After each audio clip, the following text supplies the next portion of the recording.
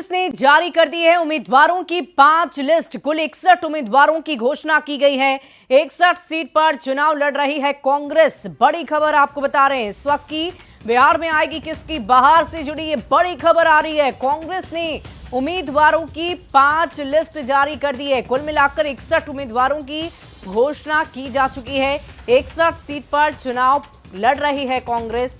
ये बड़ी खबर आ रही है। और देखिए इस पूरी खबर की अधिक जानकारी के साथ न्यूज 18 संवाददाता संजय हमारे साथ फोन लाइन पर है। संजय, क्या जानकारी है? 61 सीटें कांग्रेस के खाते में चली गई है क्या? ये क्योंकि 61 सीटों पर उम्मीदवारों की लिस्ट जारी कर दी गई है। जी बिल्कुल, देखिए जो आधिकारिक तौर पर जानकारी दी गई है कांग्रेस की तरफ से और जो लिस्ट जारी किया गया है उस हिसाब से कुल 61 उम्मीदवार कांग्रेस ने खड़े किए हैं। अगर 2023 का आप आंकड़ा देखें, 2020 में कांग्रेस ने 70 उम्मीदवार खड़े किए थे, यानी इस बार 9 उम्मीदवार कम खड़े किए हैं कांग्रेस ने।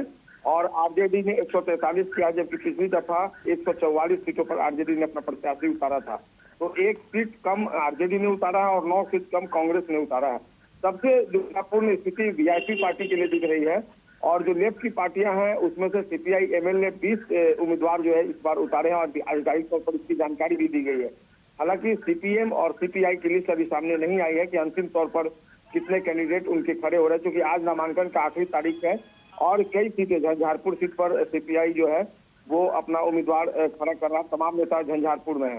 वीआईपी ने कोई सूचना जारी नहीं की है अब तक आधिकारिक तौर पर कि उसके कितने उम्मीदवार जो है इस बार बिहार विधानसभा चुनाव में खड़े हो रहे हैं। 15 सीटें मिलने का दावा किया गया था वीआईपी की तरफ से। महागठबंधन ने उसे 15 सीटें दी है। लेकिन अभी जो जानकारी आई है सुगौली विधानसभा क्षेत्र से, कल जो पार्टी का सिंबल जिस प्रत्याशी को दिया गया था उन्होंने नॉमिनेशन भी किया था, लेकिन आज उन्होंने नॉमिनेशन वापस लेने की जानकारी दी है, घोषणा कर दी है।